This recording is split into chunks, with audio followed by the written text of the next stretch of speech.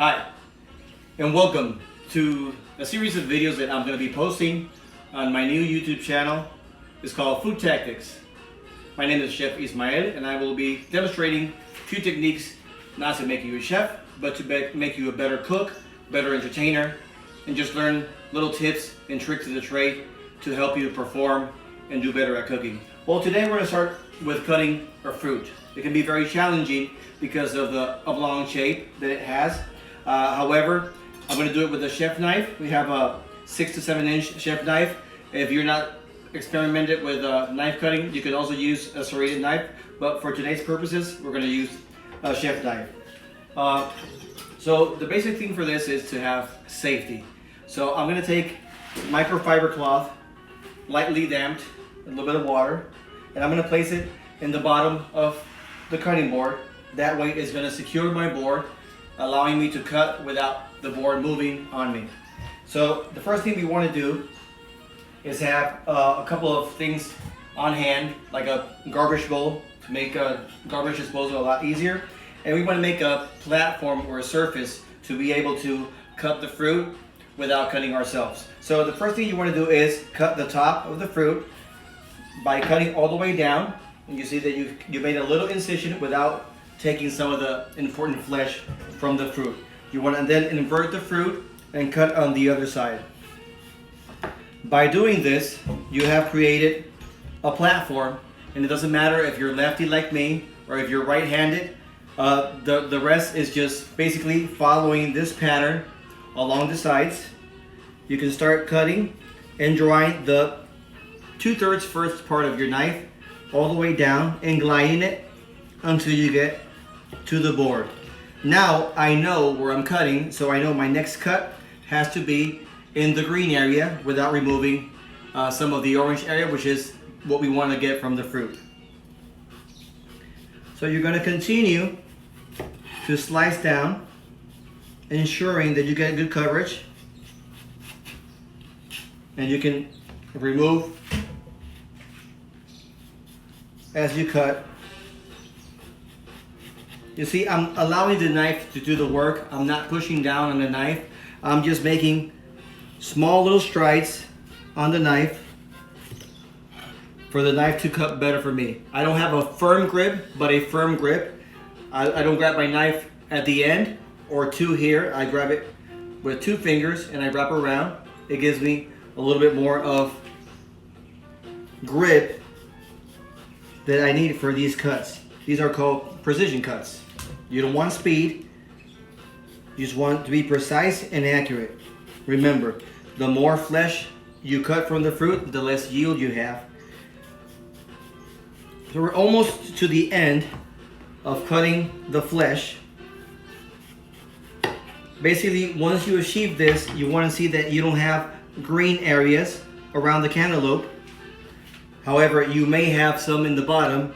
This is when you very carefully glide your knife and you rotate the fruit towards you, always ensuring that you're cutting away from your body, not towards your body.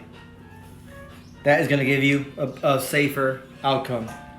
Once you've removed all the green part, like such, you can now, again, make sure that your cantaloupe is straight in the cutting board.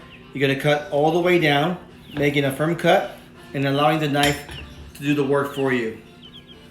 You're going to have 2 halves, and then grabbing a medium-sized spoon, you want to come around the contour of the seeds, removing just enough of the seeds, like such, putting in your garbage bowl. And if you have a little bit of these seed ribs, you can scrape it down with the knife.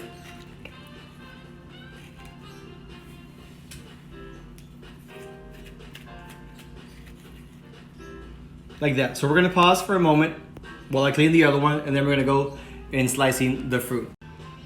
Alright, so our fruit's been cleaned. We no longer need the spoon, so we can put our spoon here. Make sure your hands are clean. I can't stress this enough. The fruit has natural juices that might make it a little bit slippery.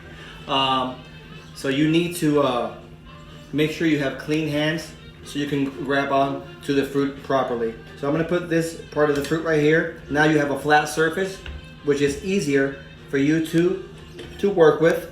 Just a little straggler here. I'm gonna get it out of the way.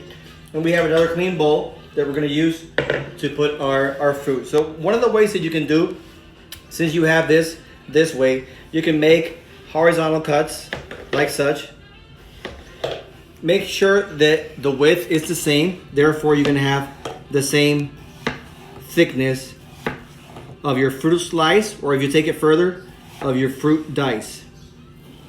When you get to this last cut, make sure you tuck your fingers so you don't get them on that last slice. You can then turn your fruit and then make a series of cut where you're gonna get some nice little chunks of fruit.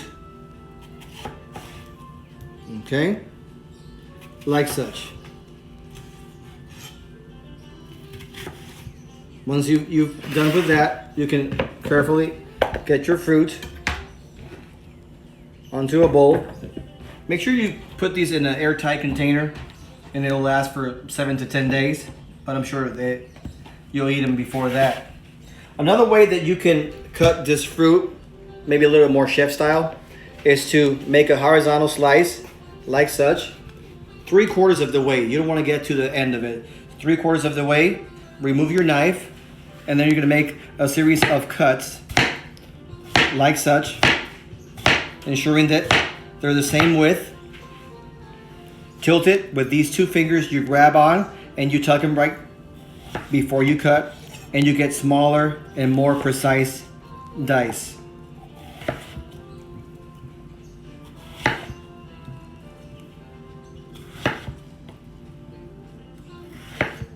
Once you get to this last cut, which we didn't cut all the way, you can slice and turn around, and then you get even cuts.